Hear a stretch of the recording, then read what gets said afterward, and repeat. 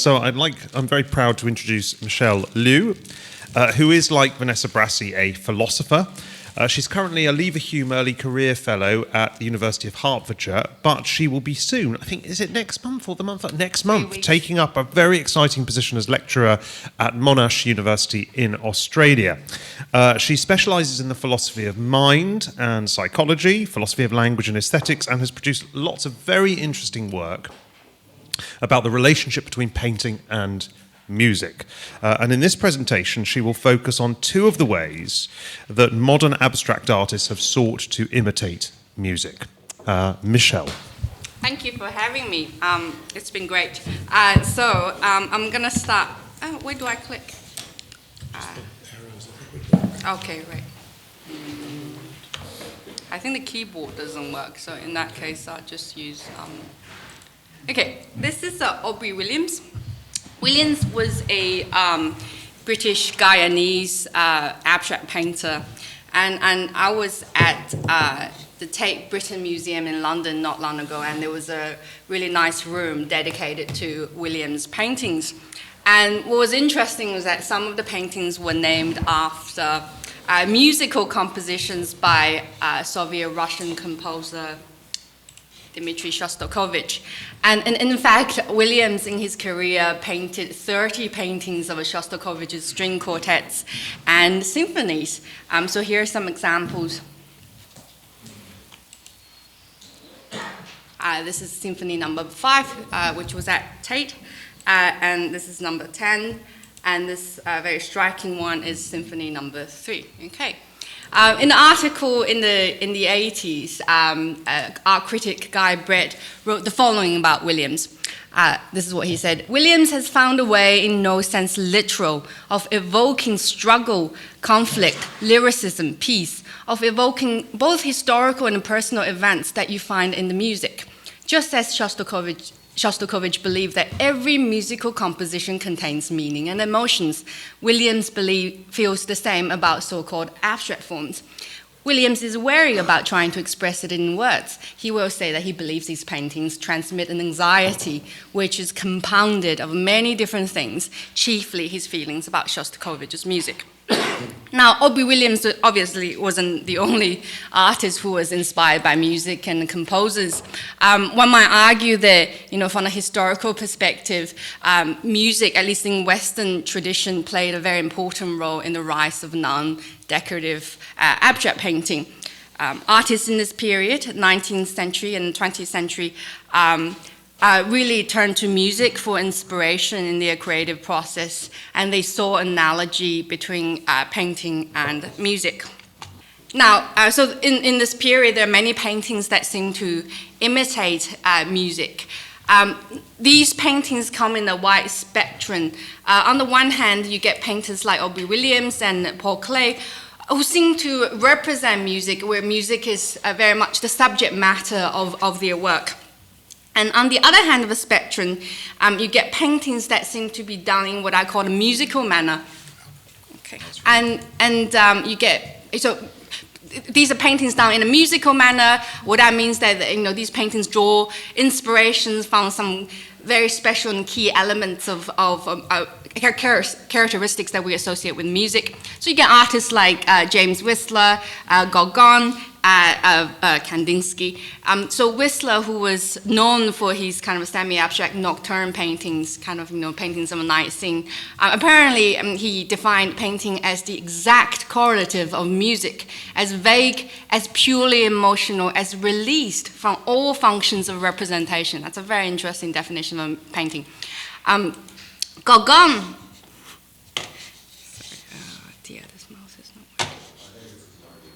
Oh, okay. Gauguin obviously wasn't an abstract painter, but he thought that colors and shapes had a similar function as music. So there's a very interesting quote from Gauguin: using the pretext of any kind of subject matter borrowed from life or from nature, by arranging lines and the colors, I obtain symphonies, harmonies, so these are musical terms, that represent nothing absolutely real in the vulgar sense of the word. That do not express directly any ideas. Instead, they make us think. So these lines and the arrangements of lines and the colors, they make us think in a very broad sense, I guess, in French. Just as music makes us think, without relying on ideas or images, simply because of mysterious affinities that exist between our brains and such arrangements of colors and lines. So I underlined the last bit. So what he seemed to be saying is that there are these correlations between brain patterns on the one hand and the arrangements of colors and lines on the other hand. So I'm going to come back to this idea a bit later. Now, the deliberate attempt to emulate music really culminates in the work of abstract artists like Wassily Kandinsky. So as a philosopher, I'm kind of intrigued by this historical connection between painting, especially abstract painting on the one hand, and the music on the other hand. It seems kind of puzzling because after all, we're dealing with art forms from different sensory modalities. One belongs to the visual modality and music belongs to the auditory modality. So here are some philosophical questions one might ask. How can something like an abstract painting imitate music? What does that even mean? How can the two be associated in a deep and a meaningful way? Now, in my talk, I'm going to talk about two different ways, focusing on abstract paintings, two different ways through which an abstract painting can imitate music. One is through structural features, and the other is through cross-modal correspondences. Music, especially classical music, is often defined by its structural features. And the best example of a music form with clear structural features is probably the fugue. And in fact, apparently the fugue was the most inspirational musical form for painters in the early part of the 20th century. And by the second decade of the 1900s, the word fugue starts to feature in the titles of many paintings. So here are some examples. This is Kandinsky, fugue-controlled improvisation. This is by American artist Marston Hartley. So again, the word fugue occurs here. And this is by German artist Adolf Hölzel, fugue on the theme of resurrection. I'm going to just spend some time focusing on this painting by Klee. Now, Paul Klee himself, Klee, interestingly, was a concert violinist, and he was very familiar with the music of Bach and Mozart. So this painting is called Fugue in Red. It's just a few words on what a fugue is. So yesterday we were talking about counterpoint. Yeah, that's much better. Yesterday we were talking about counterpoint. So fugue involves counterpoint, and then in the case of counterpoint, as we already mentioned, you have multiple parts or voices where the parts are sort of melodically independent, but they form a nice harmony together. And so in a fugue, you usually would start with a section called exposition, where different musical motifs get introduced, so different subjects. So you get a subject, sometimes followed by an answer. And a fugue usually sometimes has what is known as counter subjects, so that's the material that follows after the subject. So this is a very rudimentary kind of, there are other elements in the fugue as well, but this is a very rudimentary sort of understanding of what a fugue is. So with this understanding, let's turn to the picture, Paul Klee's Fugue in Red. So one thing you notice is that the picture has various different shape sequences, right? And these shape sequences come in gradations of pink. So there's a sort of a clear left to right orientation of the painting. And that seems to represent the temporal feature of music. And now these different shape sequences seem to represent different musical motifs.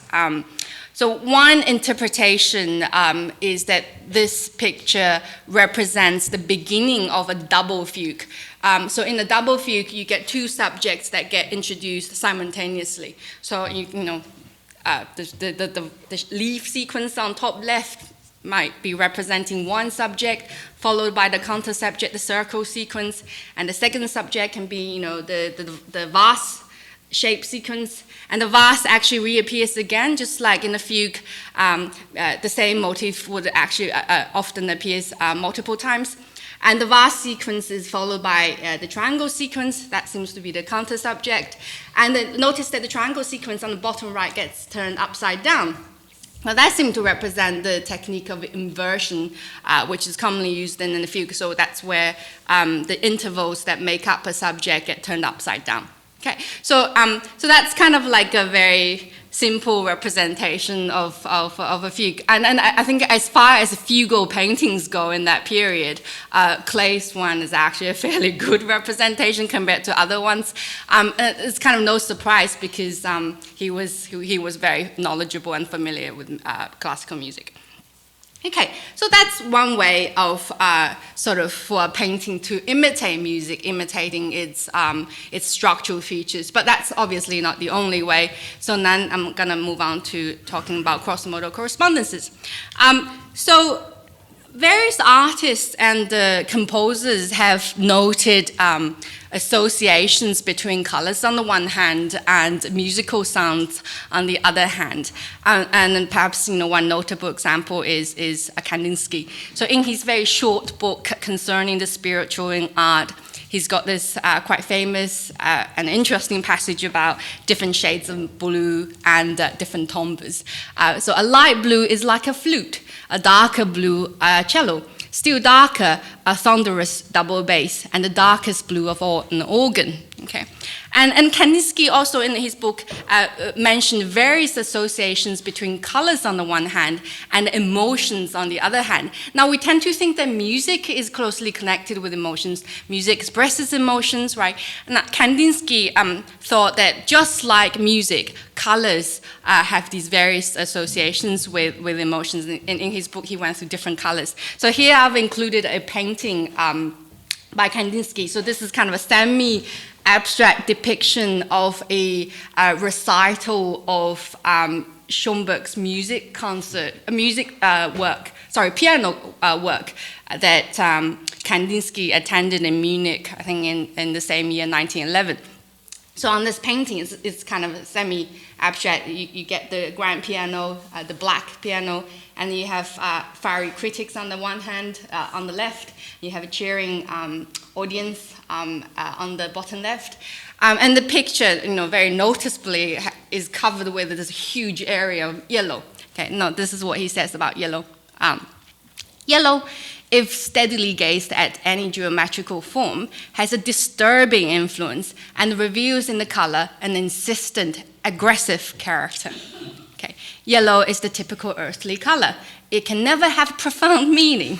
It may be paralleled in human nature with madness, not with melancholy or hypochondriacal mania, but rather with violent, raving lunacy. So he said a lot about yellow. But so I think the choice of color here is not arbitrary. So yellow captures, given what Schoenberg's music was like and how outrageous it was at the time, I guess, it sort of nicely captures the provocativeness of the music itself. And notice that right next to the grand piano on the left, there's a bit of blue. And so here's what he says about blue. The power of a profound meaning is found in blue. Blue is the typical heavenly color, so in contrast to yellow. The ultimate feeling it creates is one of rest. When it sings almost to black, it echoes a grief that is hardly human. Again, he says various things about blue. I think the choice of blue right next to piano, again, is not arbitrary. Kandinsky really admired Schoenberg, and I think blue sort of represents his admiration and perhaps, the profundity of Schoenberg's music, or at least in his view. Okay, now you might think these various remarks Kandinsky made with respect to color emotional associations and then color music association, you might think these remarks are kind of idiosyncratic and you don't really share these feelings. But this general phenomenon here is very much studied by, well understood by psychologists. And so it's known as cross-modal correspondences. So they refer to empirically identified non-arbitrary associations between features from different sensory modalities. Now, given we're dealing with paintings, abstract paintings that sort of imitate music, so we're dealing with a particular type of cross-modal correspondences between something like auditory stimuli on the one hand and visual stimuli on the other hand. So we're dealing with audio-visual, so I'm going to only focus on this particular type, audio-visual cross-modal correspondences. Okay, so painting is visual, music is audio. Now, depending on whether the stimuli, so we make these associations, and depend on whether the stimuli themselves are simple or complex, you can get different subcategories. So you can have simple associations between simple auditory stimuli, something like pitch, volume, timbre, on the one hand, and a simple visual stimuli, something like color, size, shape. You can have complex and simple. Complex auditory stimuli, something like music on the one hand, and simple visual stimuli, something like color. Color is one example on the other hand. And you can have complex audiovisual associations. So complex auditory stimuli, something like music, and a complex visual stimuli, something like paintings on the other hand. So psychologists have studied all of them. Now I'm going to just focus on, given we are dealing with music here, I'm going to focus on the second and third types. I'm going to talk about some key studies here.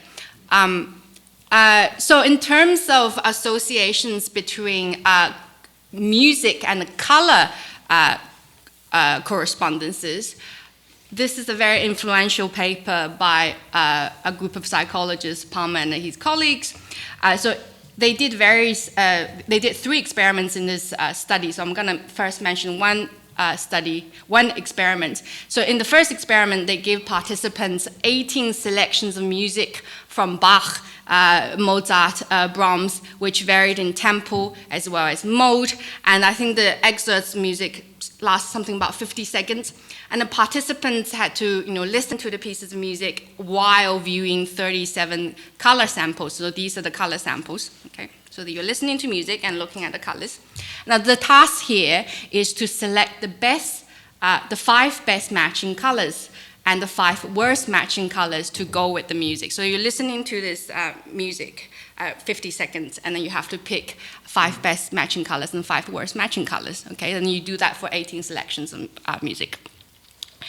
What they found was that fast music in the major mode was generally associated with more saturated, lighter, yellower colors, whereas a slower music in the minor mode was associated with more desaturated, grayer, darker, bluer colors. Okay. And what was really interesting is they did the experiment in 2 different conditions. In one condition, they had participants from the US, US university, I think Berkeley, and the other case is down in the Mexico context, so they had participants from a university in Mexico. So they didn't find any cultural differences here, okay? And so now in terms of music painting associations, so complex associations, in the paper in the 30s, John Cowles did a very simple experiment. He gave participants 8 pieces of instrumental classical music and 8 fairly simple landscape paintings. And again, participants listened to the music while viewing the paintings one by one. Now, in this case, participants were divided into 2 different groups, or at least in one dimensions of differences. So in one group, participants had to choose the picture whose affective mood was most similar to that of the music being played. So in that case, your judgment will have to depend on the kind of emotions or the sentiment the music and the painting conveys. And in a different group, participants simply had to select the best fitting painting to go with the music. So there's 2 slightly different tasks. Okay. Now, what he found was that certain combinations were never chosen.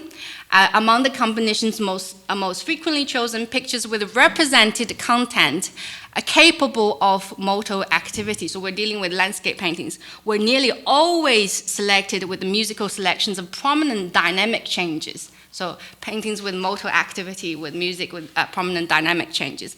And likewise, pictures of slide content were nearly always selected with music of relatively weak dynamic qualities.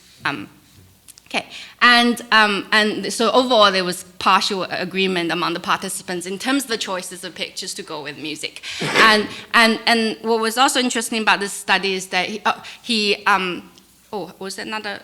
an agreement was the same regardless of how the picture was chosen. So remember the two groups.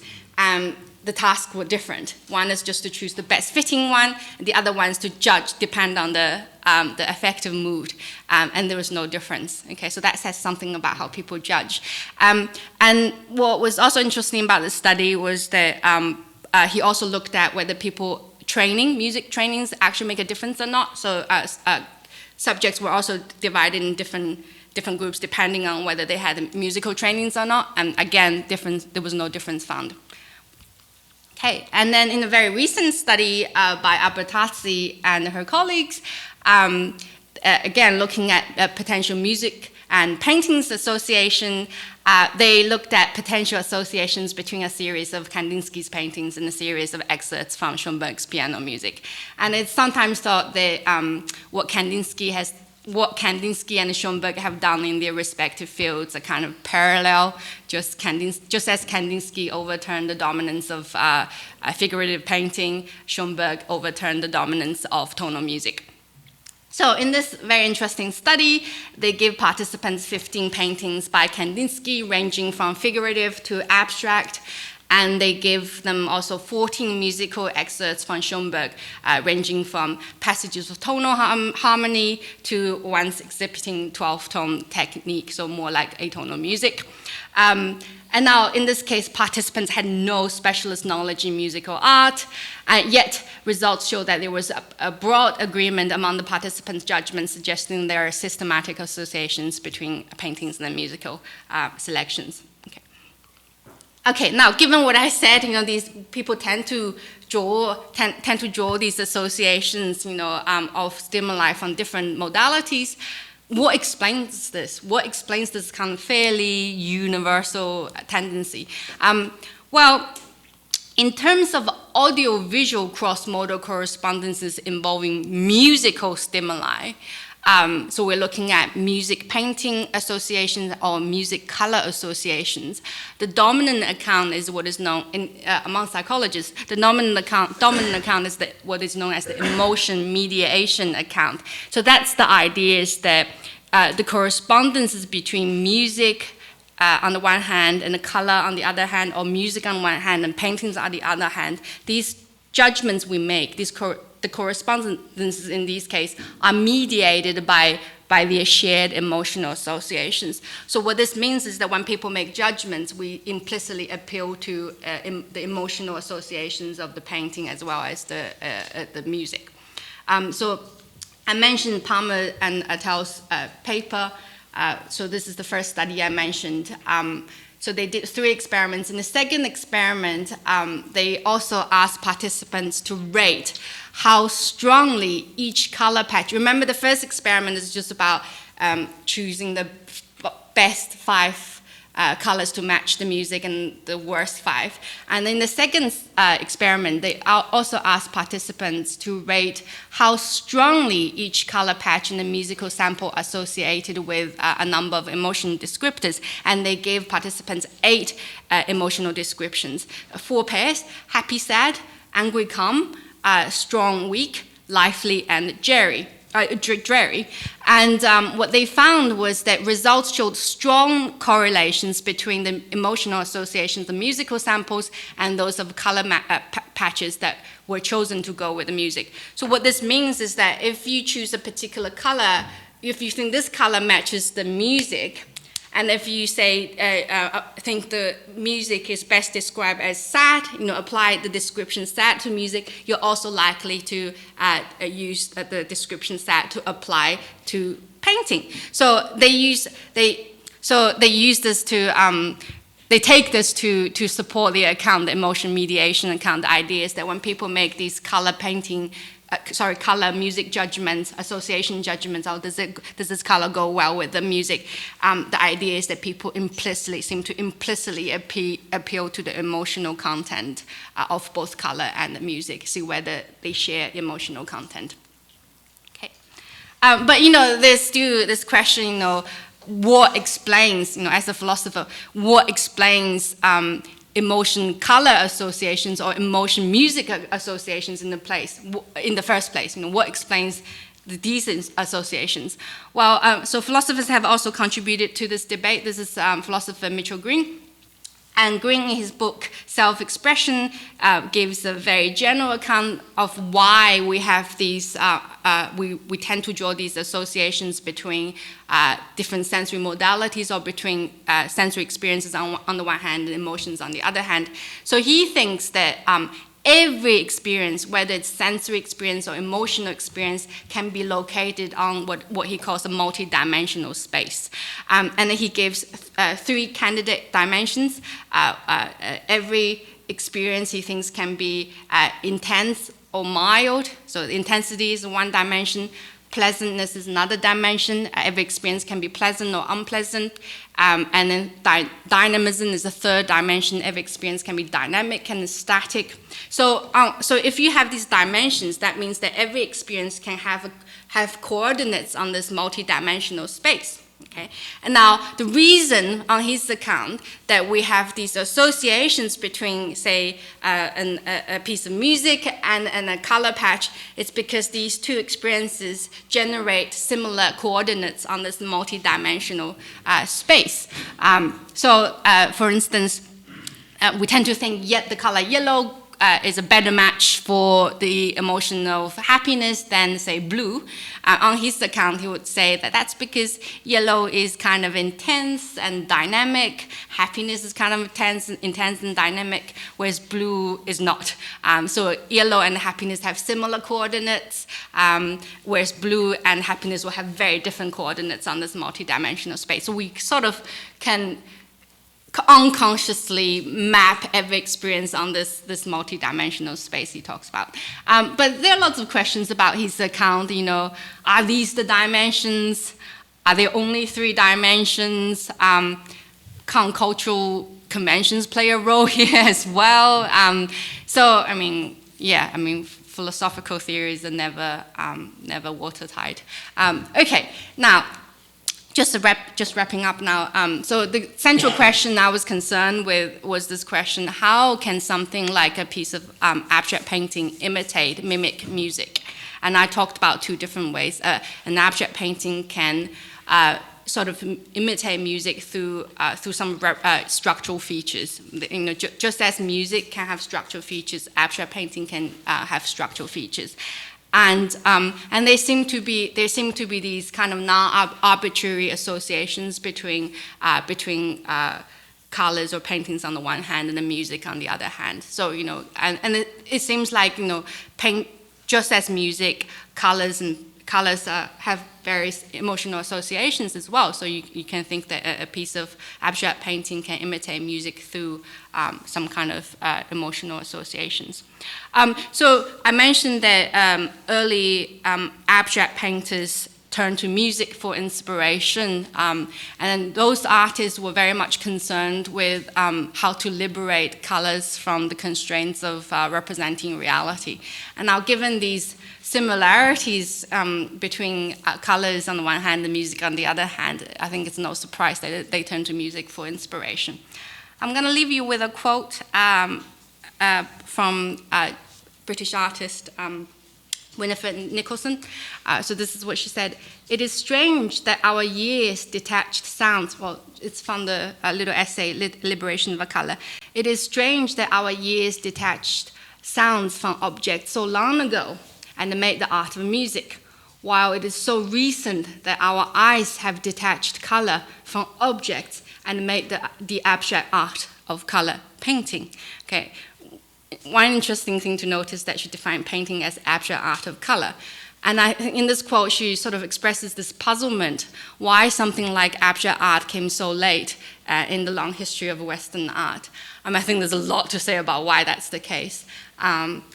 Especially given what I said about the similarities, why is it that abstract art came so late and it's so hard to appreciate abstract art? But I'll leave you to ponder. Thank you.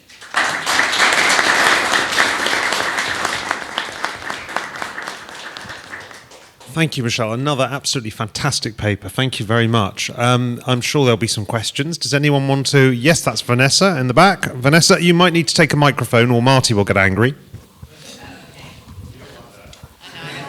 Hi, thank you. That was absolutely fascinating. I just wanted to ask you a question about synesthesia and where it fits. I do like the explanations that you, that you gave, and as you know, I'm interested in Mitch's account, but it looks like for someone like Kandinsky anyway, these things are really immediate. Like he actually had certain feelings when he saw purple and potentially just heard certain sounds.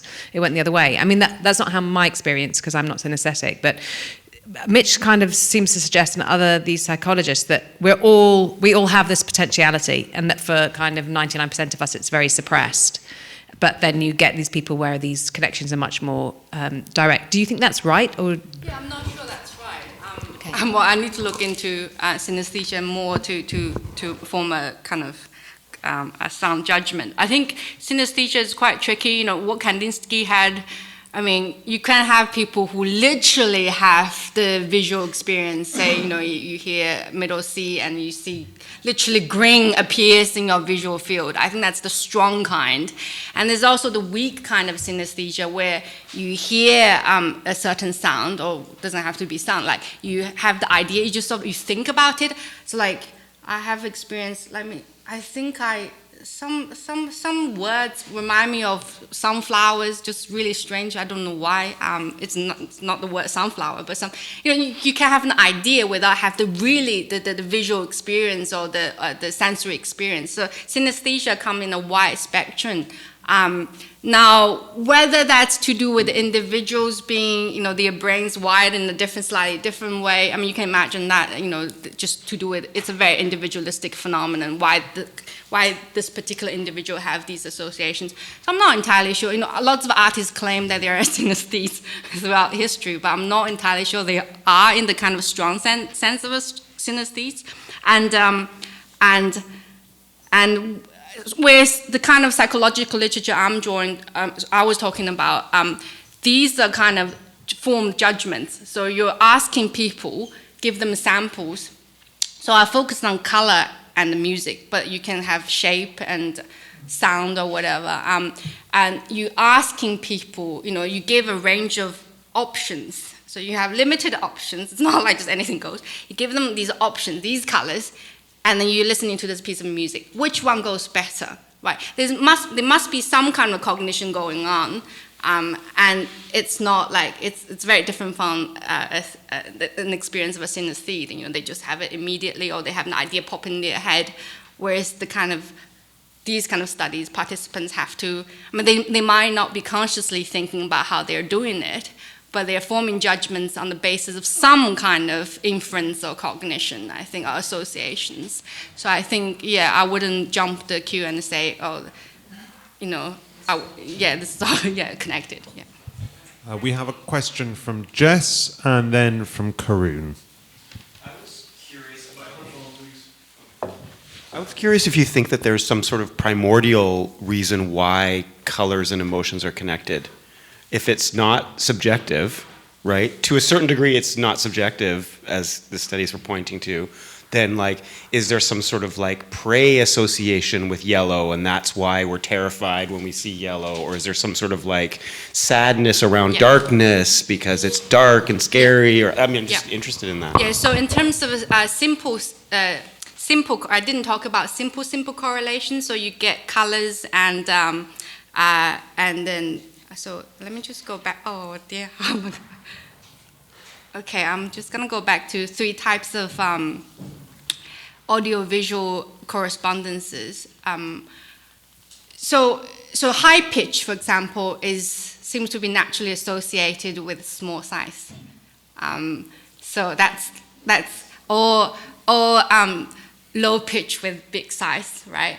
And that seems to be I think the dominant view is, so simple auditory stimuli, pitch, volume, timbre, and simple visual stimuli, color, size, shape, high pitch, high elevation, that seems to be, naturally associated. Well, those associations seem to be tracking correlations in nature. So, the sound of a bird, high pitch, smaller size.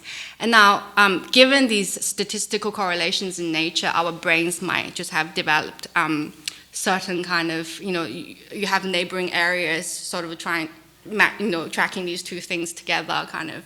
So that's one explanation why. And then also these associations in nature shape our vocabulary as well. So, we say the sound is dull, the color is dull, bright, sort of the same adjective applies to different domains. And so in that sense, with respect to color and emotion associations, you might think red.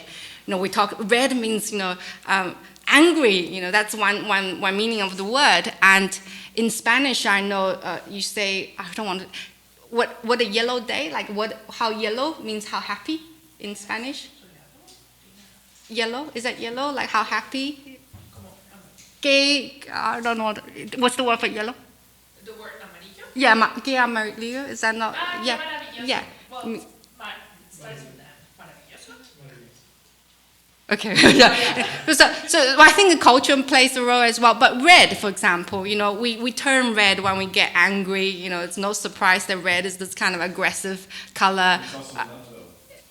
Yeah, so that's tricky. I think red in Chinese culture is prosperity. It's red like during Chinese New Year. So there's a cultural dimension as well, but there's the kind of natural basis.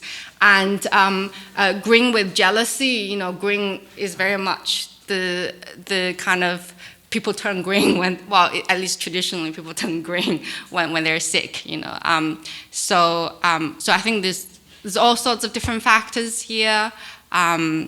But some are based on sort of like biological features, or at least perceived, biological features. Yeah. Karun. So I read on concerning the spiritual art and just laughed because it was wonderful. But Jeffrey was a great fan of that treatise, by the way. Since I work internationally, and I really can't imagine there being no cultural differences between Absolutely. These things. I just look at it thinking, okay. And even still, even if there weren't, I think that eras make a difference. One of the things that Kandinsky talks about is association with the upward direction of the triangle, right? And of course, we have in Jeffrey's sculpture the resolute desire to have the sculptures in some sense move up or defy gravity, and he works through all these different modes. And I guess one of the things that popped into my mind was what's the additional benefit for this cross-modal fertilization? Is there some additionality that the painter is seeking in this kind of prior move to non-objective, non-mimetic expression that music achieved far sooner? And Jeffrey had that same feeling that he wanted to profit from that prior move, and sculpture somehow hadn't gotten there quite yet. Well, had got there, but a lot later. So I can see that in the adjoining experiences. So you have the experiences are joined in the same category, right? You've experienced both things in the same category in your brain, so they're kind of in the same spot in time. What I wonder, and what I wondered in this presentation is, what do you think painters felt like they were profiting? Like, how did they actually feel like they were gaining anything, or was it just something kind of innate, and they, as they saw themselves as musicians as well, they didn't really see there being much of any difference? And do you feel like in your research that there was a kind of desire for them to explore through this new Yeah, mode? so Aubrey Williams was very much expressionist painter. I think he grew up in Guyana and moved to, it was a very special period, and then moved to UK. I think, and lots of his paintings are just about the native land of Guyana, and I think with Shostakovich, I think as that passage I showed in the beginning from the art critic, I think through these colors, they're trying to express themselves, feelings that they can't otherwise convey, I think. Just like, I think it's really easy for us to think, we're so used to thinking that music conveys emotions. Music makes us feel sad and happy, all sorts of different emotions, and music can express emotions that we don't have words for. Whereas we tend to think, at least colors or shapes, with the visual art, at least it's less intuitive, at least, and I think these artists very much want to treat colors and shapes just like music. They have the power. They think that colors just have the same, Kandinsky as well, have the same power to evoke feelings and express feelings. So should really be on the par with music. So then you can make an argument for sculptures as well. We've probably only got time for one more question, unless Jess is very quick. Or do you want to have a follow-up? Was that? No, I don't want to dominate it, so if anybody else wants to answer. Okay, I know Anna wanted to ask a question, and I think then, if it's quick, then you can jump in, Jess. Okay, thanks. So I had more of a comment just because I thought it might interest you. Recently I read L'Art Magique by André Breton, and he said the exact same things as Kandinsky about yellow and blue. He said yellow is an earthly color, blue is heavenly, but he investigates this question of cultural association. He does think that there's a universal association that's related to these things, but he makes the problematic claim that the reason yellow is earthly and blue is heavenly is related to the color of eyes, and how he relates that to the history of magic in Europe and the idea that people with blue eyes are somehow more heavenly than people with darker eyes, or in the medieval period, if you had yellow eyes, you were a witch. And so, I don't know, I guess that's just a kind of cultural dynamic, and Breton makes a lot of historical mistakes in this text. For example, he says that the word blonde is historically or etymologically related to blue or blau, which I think most people who study etymology don't agree with, but just the fact that it's Breton saying it makes me wonder how it influenced the history of art. Thanks, that's really interesting. Yeah, I mean, I don't like to intervene too much in the conversations, but I wrote a book about the meanings of colour, and one of the things you discover as you look more and more in depth at the meanings of colour is how culturally specific they are.